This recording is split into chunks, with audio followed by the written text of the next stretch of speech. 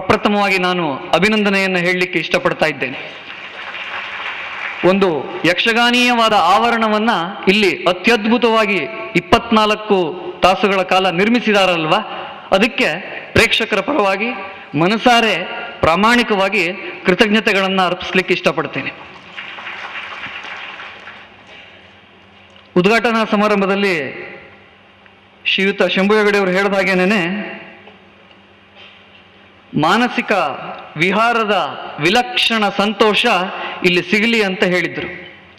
ಆ ನಿಟ್ಟಿನಲ್ಲಿ ಭಾಗವಹಿಸಿದ ಎಲ್ಲ ಕಲಾವಿದರು ಕೂಡ ಎಲ್ಲ ವರ್ಗದ ಪ್ರೇಕ್ಷಕರಿಗೂ ಮಾನಸಿಕ ವಿಹಾರದ ವಿಲಕ್ಷಣ ಸಂತೋಷ ಸಿಗಲಿಕ್ಕೆ ಕಾರಣೀಭೂತರಾಗಿದ್ದಾರೆ.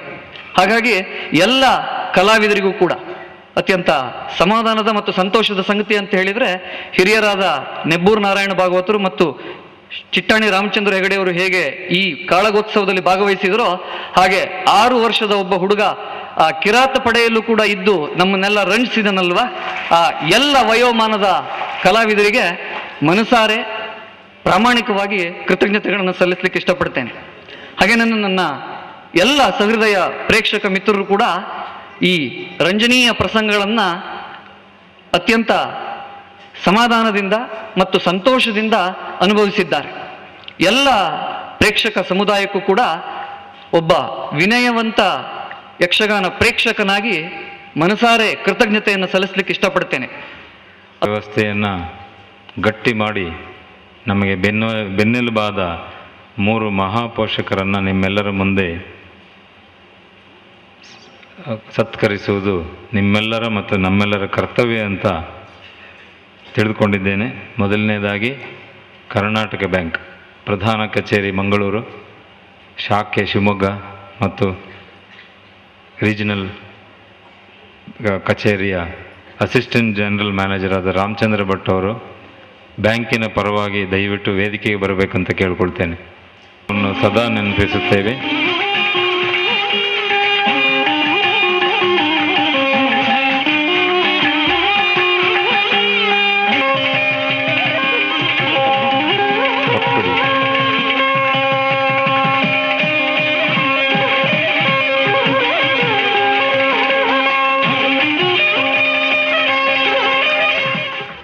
ಕಲರ್ ಬ್ರೋಷರ್ನ ಪೋಸ್ಟ್ನಲ್ಲಿ ಮತ್ತು ಇಮೇಲ್ನಲ್ಲಿ ನೇರವಾಗಿ ಸ್ಕ್ರಾಂಟನ್ ಅಮೇರಿಕಕ್ಕೆ ಕಳಿಸಿದೆ. ನನಗೆ ಬಹುದೊಡ್ಡ ಆಶ್ಚರ್ಯ ಕಾದಿತ್ತು.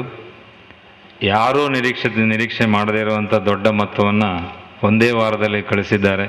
ಡಾಕ್ಟರ್ ಶ್ರೀಪತಿ ಹೊಳ್ಳ ಇವರು ಅಮೇರಿಕದ ಸ್ಕ್ರಾಂಟನ್ನಲ್ಲಿ ನ್ಯೂರೋ ಸರ್ಜನ್ ಆಗಿದ್ದಾರೆ ಮತ್ತು ಹಲವು ದಶಕಗಳ ಕಾಲ ಅಮೇರಿಕದ ಸಿಟಿಸನ್ ಆಗಿದ್ದರೂ ಸಹ ಇಲ್ಲಿ ವೇದಿಕೆಯಲ್ಲಿರುವಂತಹ ಮಹನೀಯರು ಕೆಲವರಿಗೆ ಗೊತ್ತಿದೆ ಯಾವ ರೀತಿಯಲ್ಲಿ ದಾನಿಗಳು ಆಗಿದ್ದಾರೆ ಯಕ್ಷಗಾನಕ್ಕೆ ಅನ್ನುವುದನ್ನು. ಆ ವಿಷಯವನ್ನು ನೆನಪಿಟ್ಟುಕೊಂಡು ಕೇವಲ ಒಂದು ಬ್ರೋಷರ್ ಕಳಿಸಿದ್ದಕ್ಕೆ ಅವರು ಇವತ್ತು ಮಹಾಪೋಷಕರಾಗಿ ನಮ್ಮನ್ನು ನಿಜವಾಗಲೂ ಧೈರ್ಯ ತುಂಬಿದ್ದಾರೆ. ಆದರೆ ಅವರು ಅಮೆರಿಕದಲ್ಲಿರೋದರಿಂದ ಅವರ ಕಸಿನ್ ಬ್ರದರ್ ಅಥವಾ ಸಹೋದರರಾದ ಡಾಕ್ಟರ್ ಪಿ ನಾರಾಯಣ ಅವರು ಬಂದು ಆ ಸ್ಮರಣೆಯನ್ನು ಪಡೆದುಕೊಳ್ಬೇಕಾಗಿ ಕೇಳ್ಕೊಳ್ತೇನೆ.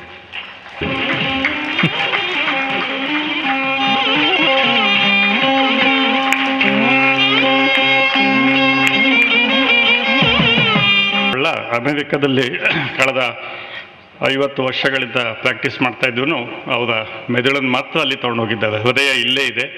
ಇಲ್ಲಿ ಏನೇ ಒಳ್ಳೆಯ ಕೆಲಸ ನಡೀಲಿ, ಯಾವುದೇ ಸಜ್ಜನಿಕೆಯ ಕಾರ್ಯಕ್ರಮದಲ್ಲಿ ಸಹಾಯ ಹಸ್ತ ಅವರಿಗಿದೆ. ಅವರ ಪರವಾಗಿ ನನಗೆ ಇವತ್ತು ಅವರ ಸ್ಮರಣಿಕೆಯನ್ನು ಸ್ವೀಕರಿಸೋಕ್ಕೆ ಅವಕಾಶ ಕೊಟ್ಟೋದಕ್ಕೆ ಕೃತಜ್ಞತೆಗಳು. ಈ ಸಂದರ್ಭದಲ್ಲಿ 2 ನಿಮಿಷ ನಾನು ತಗೊಳ್ಳೋದಕ್ಕೆ ಡಾಕ್ಟರ್ ರತ್ನಾಕರ್ ಮತ್ತು ಕಾಶಿ ಅವರ ಅನುಮತಿಯನ್ನು ಕೇಳಿದ್ದೇನೆ. ಒಂದು ಕಡೆ ಉತ್ಸವ ನಡೆದಿದೆ, ಆದರೆ ಉತ್ಸವದ ಹಿಂದೆ ಶ್ರಮಿಸಿದಂಥ ಸೈನ್ಯವನ್ನು ಗುರುತಿಸುವ ಕೆಲಸ ಮುಂದೆ ಮಾಡುವವರಿದ್ದಾರೆ. ಆದರೆ ಸೈನ್ಯದ ಮುಖ್ಯ ರೂವಾರಿಗಳನ್ನು ನಿಮ್ಮ ಪರವಾಗಿ ಕೃತಜ್ಞತೆ ಹೇಳೋದಕ್ಕೆ ಈ ಅವಕಾಶವನ್ನು ಉಪಯೋಗಿಸ್ಕೊಳ್ತಾ ಇದ್ದೀನಿ. ಹುಚ್ಚಾಟ ಅಂತ ಹೇಳಿದರು. ಆ ಹುಚ್ಚಾಟದ ಕನಸು ಕಂಡವರು ಡಾಕ್ಟರ್ ರತ್ನಾಕರ್ ಮತ್ತು ಲಕ್ಷ್ಮೀನಾರಾಯಣ ಕಾಶಿ.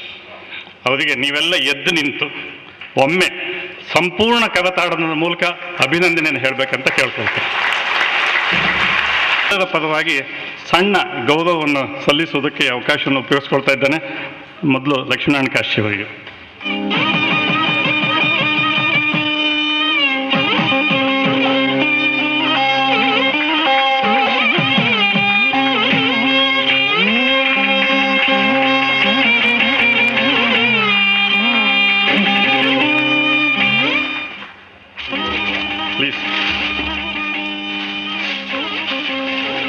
ಡಾಕ್ಟರ್ ರತ್ನಾಕರ್ ಅವರು ಬರೀ ಕನಸು ಕಾಣೋದು ಮಾತ್ರ ಅಲ್ಲ, ರಂಗಸ್ಥಳದ ಮೇಲೆ ಕುಣಿತಾರೆ, ನಾಳೆ ಹೋಗಿ ಕ್ಲಿನಿಕ್ನಲ್ಲಿ ಪ್ರಾಕ್ಟೀಸ್ ಸಹಿತ ಮಾಡ್ತಾರೆ. ಅವರಿಗೆ ನಿಮ್ಮೆಲ್ಲರ ಪರವಾಗಿ ಕೃತಜ್ಞತೆ.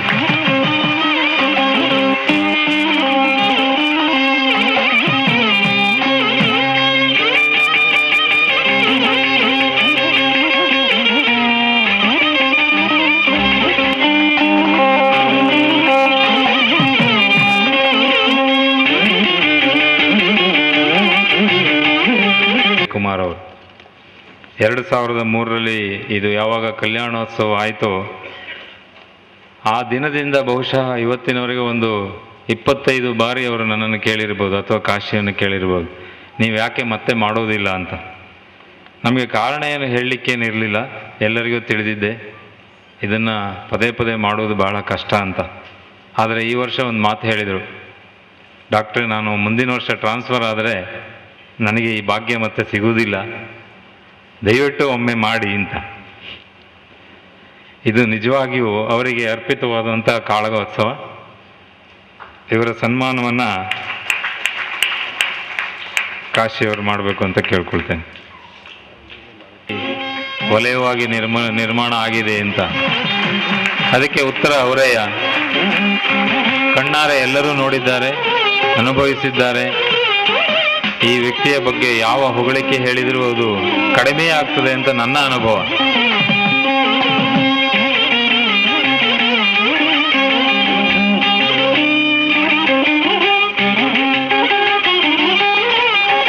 ಯಾವುದೇ ರೀತಿಯ ಹಣ ಮತ್ತು ಯಾವುದನ್ನು ಬಯಸದೆ, ಇದೆಲ್ಲಕ್ಕಿಂತ ಜಾಸ್ತಿಯಾಗಿ ಈ 3 ತಿಂಗಳಲ್ಲಿ ನಮಗೆ ಏನು ಈ ಕನಸು ಕಾಣಲಿಕ್ಕೆ, ಕನಸನ್ನು ನನಸು ಮಾಡಲಿಕ್ಕೆ ಏನೇನು ಶ್ರಮ ಪಟ್ಟಿದ್ದೀವಿ, ಅದರ ಹಿಂದುಗಡೆ ಬೆನ್ನೆಲುಬಾಗಿ ನಿಂತು ನಮಗೆ ಹುರಿದುಂಬಿಸಿ ಹಾಗಾಗಿ ಮಾರ್ಗದರ್ಶನವನ್ನು ಮಾಡ್ತಾ ನಮ್ಮ ಈ ಒಂದು 24 ಗಂಟೆಯಲ್ಲಿ 2 ವೇಷವನ್ನು ಕೂಡ ಮಾಡಿ ನಮ್ಮನ್ನು ಬೆಂಬಲಿಸಿದಂಥ ಅವರನ್ನು ಮತ್ತು ಪ್ರೇಕ್ಷಕರ ಮನತನಿಸಿದಂಥ ಅವರನ್ನು ಶಿವಮೊಗ್ಗಿಯ ಪ್ರೇಕ್ಷಕರ ಪರವಾಗಿ, ಸಂಘಟಕರ ಪರವಾಗಿ ಹಾರ್ದಿಕವಾಗಿ ಅವರನ್ನು ಅಭಿನಂದಿಸ್ತಾ ಇದ್ದೇವೆ. ದಯಮಾಡಿ ನಮ್ಮ ಈ ಸನ್ಮಾನವನ್ನು ಅವರು ಸ್ವೀಕರಿಸಬೇಕು.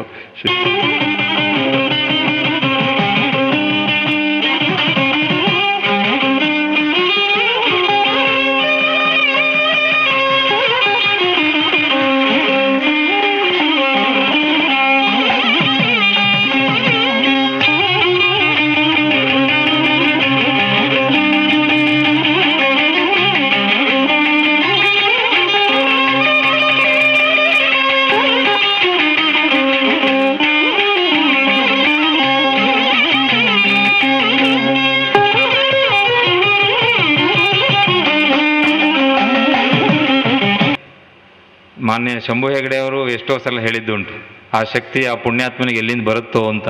ಖಂಡಿತವಾಗಿ ಆ ಕಲಾದೇವಿಯ ಪವರ್ ಅಂತ ಹೇಳ್ಬೋದು.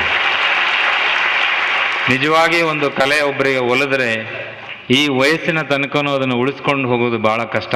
ಅವ್ರ ಎದುರುಗಡೆ ಓಡಾಡಲಿಕ್ಕೆ ನಮಗೂ ನಾಚಿಕೆ ಆಗಬೇಕು. ಅಂಥದ್ರಲ್ಲೂ ನೀವು ಇವತ್ತು ನೋಡಿದ್ದೀರಾ, ಅತ್ಯಂತ ಉತ್ಕೃಷ್ಟ ದೃಶ್ಯ ಮಾಧ್ಯಮವನ್ನೇ ನೋಡಿದ್ದೀರಿ. ಅವರಿಗೆ ಗೌರವವನ್ನು ಸಲ್ಲಿಸಿ ಅವ್ರನ್ನ ನೇಪಥ್ಯಕ್ಕೆ ಕಳಿಸೋಣ. ಕಾಶಿಯವರು ದಯವಿಟ್ಟು ಅವ್ರನ್ನ ಗೌರವಿಸಬೇಕು.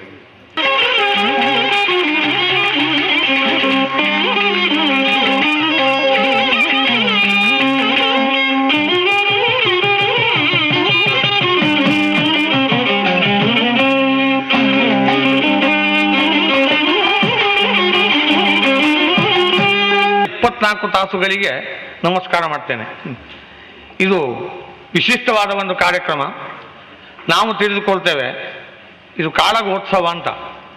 ಇದ್ರ ಬಗ್ಗೆ ಮಾತುಕತೆಗಳು ಬಂದಿವೆ. ಕಾಳಗ ಉತ್ಸವ ಅಲ್ಲ, ಆದರೆ ಕಾಳಗ ಉತ್ಸಾಹ ಕಾಳಗೋತ್ಸಾಹ. ಆ ಕಾಳಗೋತ್ಸಾಹದಲ್ಲಿ ಜಯ ದೊರೆತ ಮೇಲೆ ವಿಜಯೋತ್ಸವ ನಾವು ತಿಳಿದುಕೊಂಡ ಹಾಗೆ.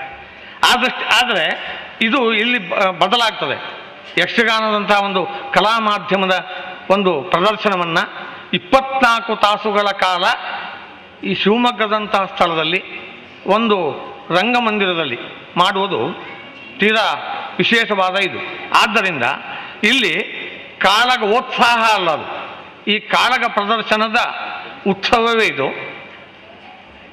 ಇದರ ಕೊನೆಯಲ್ಲಿ ವಿಜಯೋತ್ಸಾಹದಲ್ಲಿ ನಾವಿದ್ದೇವೆ ಅಂತ ನಾನು ತಿಳ್ಕೊಳ್ತೇನೆ. ಯಾಕೆಂದರೆ ಸಾಮಾನ್ಯ 24 ಗಂಟೆ ಕಾಲ ಮಾಡಿ ಯಾವುದೇ ಇಂತಹ ಇದರಲ್ಲಿ ಈ ಸಂಘಟಕರ ಶಿಸ್ತು ಮತ್ತು ಸಂಯಮ, ಇಲ್ಲಿ ಕಲಾವಿದರು ಆ ಶಿಸ್ತಿಗೆ ಬದ್ಧರಾಗಿದ್ದಾರೆ. ಕೆಲವು ಸಂದರ್ಭದಲ್ಲಿ ಎಲ್ಲ ಕಡೆಗಳಲ್ಲಿಯೂ ಕಲಾವಿದರನ್ನು ಶಿಸ್ತಿಗೆ ಒಳಪಡಿಸಲಿಕ್ಕಾಗುವುದಿಲ್ಲ. ಸಂಘಟಕರು ಶಿಸ್ತಿಗಿಂತಲೂ ಬೇರೆ ಆಡಂಬರನೇ ಪ್ರಧಾನವಾಗಿಟ್ಕೊಂಡು ಶಿಸ್ತನ್ನು ಕಾದುಕೊಳ್ಳುವುದಿಲ್ಲ. ಆ ದೃಷ್ಟಿಯಿಂದ ಇಲ್ಲಿಯ ಈ 24 ತಾಸುಗಳ ಕಾಳಗ ಕಲ್ಯಾಣೋತ್ಸವ ಮಾಡಿದ್ದಾರೆ ಅಂದರು. ಯಕ್ಷಗಾನದ ಯಾವ ಕಲ್ಯಾಣವಾದರೂ ಯಕ್ಷಗಾನವನ್ನು ವೀರರಸ ಪ್ರಧಾನ ಅಂತ ಹೇಳ್ತಾರೆ. ಬಹುತೇಕವಾಗಿ ಯಾವ ಕಲ್ಯಾಣವೂ ಕಾಳಗ ಇಲ್ಲದೆ ನಡೆಯುವ ಕಲ್ಯಾಣಗಳಿಲ್ಲ ಇಲ್ಲಿ. ಆದ್ದರಿಂದ ಯಕ್ಷಗಾನದಲ್ಲಿ ಕಾಳಗೋತ್ಸವವೂ ಒಂದೇ, ಕಲ್ಯಾಣೋತ್ಸವವೂ ಒಂದೇ, ಎಲ್ಲದೂ ಒಂದು ದೃಷ್ಟಿಯಿಂದ ವಿಜಯೋತ್ಸವವೇ ಅಂತ ನಾವು ಭಾವಿಸುವುದಕ್ಕೆ ಆಸ್ಪದ ಇದೆ. ಈಗ 24 ಗಂಟೆಗಳ ಕಾಲ ಇಲ್ಲಿ ವಿಶಿಷ್ಟವಾದ ಒಂದು ಈ ಪ್ರದರ್ಶನ ನಡೆದಿದೆ. ನಾವು ತಿಳಿದುಕೊಂಡ ಹಾಗೆ ಸಾಮಾನ್ಯವಾಗಿ ಯಕ್ಷಗಾನ ನಡೆಯುವುದು 8 ತಾಸು. ಅಂದರೆ ಒಂದು ಆಟ ಬಯಲಾಟ ಅಂತ ನಡೆದರೆ ಅದು 8 ತಾಸು. ಅಂದರೆ ಅದರ 3 ಪಟ್ಟು ಸಮಯವನ್ನು 24 ತಾಸುಗಳ ಒಂದು ಪ್ರದರ್ಶನವನ್ನು ನಾವಿಲ್ಲಿ ಮಾಡಿದ್ದೇವೆ. ಹಿಂದಿನವರು 8 ತಾಸುಗಳ ಈ ಪ್ರದರ್ಶನವನ್ನು ಮಾಡುವಲ್ಲಿ ಬಯಲಿನಲ್ಲಿ ಆಟವನ್ನು ಏರ್ಪಡಿಸ್ತಿದ್ದರು. ಆ ಬಯಲಿನಲ್ಲಿ ಮನೆಯಲ್ಲಿ ಮಲಗಿದಾಗ ನಾವು ಪ್ರಾಕೃತಿಕವಾದಂತಹ ಗಾಳಿಯ ಸೇವನೆ ನಮಗೆ ಕೆಲವು ವೇಳೆ ಸಿಗಬಹುದು, ಕೆಲವು ವೇಳೆ ಸಿಗದೇ ಇರಬಹುದು. ಆದರೆ ಅಂತಹ ಬಯಲಿನಲ್ಲಿ ಜನ ಎಲ್ಲ ಕುಳಿತು ಆಟ ನೋಡುವಾಗ ಕೆಲವರೇ ಆಟ ನೋಡ್ತಾರೆ, ಕೆಲವರು ಅದನ್ನು ಆಸ್ವಾದಿಸ್ತಾರೆ, ಕೆಲವರು ಅಲ್ಲಿಯೇ ಕಣ್ಣು ಕೂರಲೂಬಹುದು. ಆದರೆ ಒಂದು ಬಯಲಿನಲ್ಲಿ ಅನೇಕ ಜನರು ಕೂಡಿ ಇಡೀ ರಾತ್ರಿ ಕಳೆದಾಗ ಬೆಳಗಿನ ಜಾವದ 3 ಗಂಟೆಯ ನಂತರದ ಗಾಳಿ ಅವರಿಗೊಂದು ರೀತಿಯ ಆರೋಗ್ಯಪ್ರದವಾದ ವಾತಾವರಣ ತಂದು ಕೊಡ್ತಿತ್ತು. ಆ ಕಾರಣದಿಂದಲೇ ನಮ್ಮ ಯಕ್ಷಗಾನ ಸೇವೆ ಎನ್ನುವುದು ಬಯಲಾಟವಾಗಿ ಇಡೀ ರಾತ್ರಿಯ ಆಟವಾಗಿ ನಮ್ಮಲ್ಲಿ ಬೆಳೆದು ಬಂದಿತ್ತು. ಅಂತಹ ಒಂದು 8 ತಾಸು ನಡೆಯುವಂಥ ಒಂದು ಆಟವನ್ನು 24 ತಾಸುಗಳ, ಅಂದರೆ ಅದಕ್ಕೆ 3 ಪಟ್ಟು ಹೆಚ್ಚು ಪ್ರಯತ್ನದಲ್ಲಿ ಇವರು ನೆರವೇರಿಸಿದ್ದಾರೆ. ಈ ಸಮಾರಂಭಕ್ಕೆ ಬರಬೇಕು ಅಂತ ಕೇಳಿದ್ರು. ನಾನು ಕೇಳಿದೆ ಯಾವ ಸ್ವಾಮಿಯ ಯಾವ ಇದಕ್ಕೆ 24 ಸಾಮಾನ್ಯ 7ನೇ ತಾರೀಕಿನ ಸಂಜೆ ಆಗ್ತದೆ ಅಂದರು. ನಾನು ಒಂದ್ಸಲ 7ನೇ ತಾರೀಕಿನ ಸಂಜೆಗೆ ಬರುವಂಥ ಆಲೋಚನೆ ಮಾಡಿದ್ದೆ. ನೀವು ನಮ್ಮೊಡನೆ ಇರಬೇಕು ಅಂದರು. ನನಗೂ ಇಂಥ ಇದರಲ್ಲಿ ಭಾಗವಹಿಸುವುದಕ್ಕೆ ಉತ್ಸಾಹ ಇದೆ. ನಾನೀಗ 24 ತಾಸೇನಿಲ್ಲಿ ಇಲ್ಲ, ಕೇವಲ 18 ತಾಸು ಮಾತ್ರ ಇದ್ದೇನೆ. 6 ತಾಸು ನಾನು ವಿಶ್ರಾಂತಿ ತೆಗೆದುಕೊಳ್ಬೇಕಂತ ಸಂದರ್ಭ ಬಂತು. ಇಲ್ಲಿ ನಡೆದಿರುವಂಥ ಇದು ವಿಮರ್ಶೆ ಎನ್ನುವುದಕ್ಕಿಂತ ಒಂದು ರೀತಿಯ ಎಲ್ಲ ಮೇಳಗಳು ಇವರು ಕರೆದಾಗ ಎಲ್ಲ ಮೇಳಗಳವರು ಬಂದಿದ್ದಾವೆ. ಮೇಳದವರು ಶಿಸ್ತಿಗೆ ಸಂಬಂಧಪಟ್ಟು ಸಮಯಕ್ಕೆ ಸರಿಯಾಗಿ ಕಾರ್ಯಕ್ರಮವನ್ನು ಮುಗಿಸಿದ್ದಾರೆ. ತಮ್ಮಲ್ಲಿ ಯಕ್ಷಗಾನದ ಎಲ್ಲ ಮೇಳಗಳವರಿಗೂ ತಾವು ಶಿಸ್ತಿಗೆ ಒಳಪಡ್ತೇವೆ, ಬಳಸಿಕೊಂಡ್ರೆ ಎನ್ನುವುದನ್ನು ಅವರು ಸಾಬೀತುಪಡಿಸಿದ್ದಾರೆ. ಹಾಗೆ ಇಲ್ಲಿ ವಿಶಿಷ್ಟವಾಗಿ ಇದು ಯಾಕೆ ನಡೆಯಬೇಕು ಅಂತ ಕೇಳಿದರೆ, ಯಕ್ಷಗಾನದ ಕುರಿತು ಅನೇಕ ಪ್ರಯೋಗಗಳು, ಪ್ರದರ್ಶನಗಳು ಬೇರೆ ಬೇರೆ ಇದೆಲ್ಲ ನಡೀತಾ ಇದೆ. ಆದರೆ ಹೆಚ್ಚಾಗಿ ಪೌರಾಣಿಕ ಪ್ರಸಂಗಗಳ ಪ್ರದರ್ಶನಗಳು ತೀರಾ ಕಡಿಮೆ ಆಗ್ತಾ ಬಂದಿವೆ.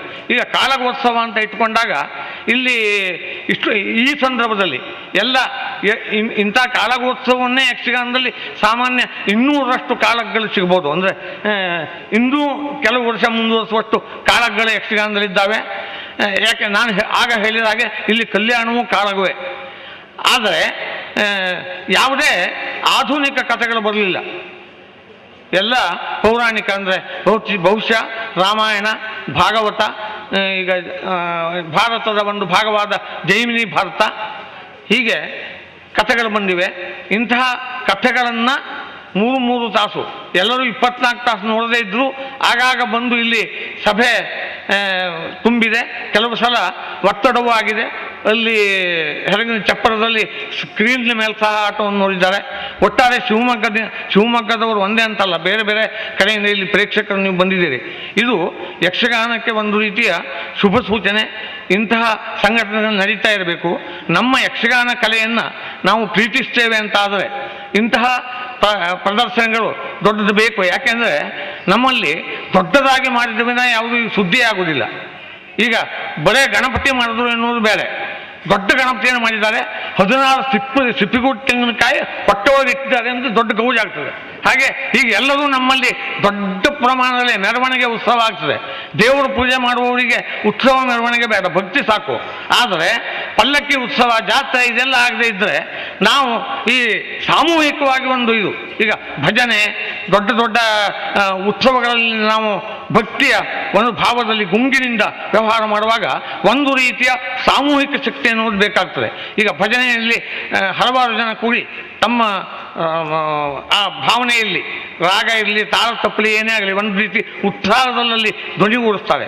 ಹಾಗೆ ಇಂಥ ಉತ್ಸವಗಳಲ್ಲಿ ಪಾಲ್ಗೊಂಡಾಗ ಯಕ್ಷಗಾನದ ಪ್ರೇಕ್ಷಕರಿಗೆ ಯಕ್ಷಗಾನದ ಅಭಿಮಾನ, ಮೇಳದ ಅಭಿಮಾನ, ಕಲಾವಿದರ ಅಭಿಮಾನ ಇದು ಎಲ್ಲದರ ಜೊತೆಯಲ್ಲಿ ಯಕ್ಷಗಾನ ಕಲೆ ನಮಗೆ ಯಾವುದೋ ಒಂದು ರೀತಿಯ ಉತ್ಸಾಹವನ್ನು ಅಥವಾ ಚೈತನ್ಯವನ್ನು ಕೊಡ್ತದೆ ಎನ್ನುವಂಥ ಒಂದು ಭಾವನೆ ಬರ್ತದೆ. ಸಾಂಸ್ಕೃತಿಕವಾಗಿ ಕಲೆಗಳು ಬೆಳೆದು ಬರಬೇಕಾದ ಹಾಗೆಯೇ ಅದು ಕಲಾವಿದನ ತಪಸ್ಸು ಆಗಬೇಕು, ಸಾಮಾಜಿಕವಾದಂಥ ಒಂದು ಸಾಂಸ್ಕೃತಿಕ ಶಕ್ತಿಯೂ ಆಗಬೇಕು. ಆ ದೃಷ್ಟಿಯಿಂದ ಇಂತಹ ಒಂದು ಕಾರ್ಯಕ್ರಮವನ್ನು ನೆರವೇರಿಸಿದಂತೆ ನನಗೆ ತಿಳಿದ ಹಾಗೆ ಒಂದು ಸಣ್ಣ ಸೂಚನೆಯಲ್ಲಿ ಕೊಡುವುದಕ್ಕೆ ಬಯಸ್ತೇನೆ. ನಮ್ಮಲ್ಲಿ ಮಕ್ಕಳಿಗೆಲ್ಲ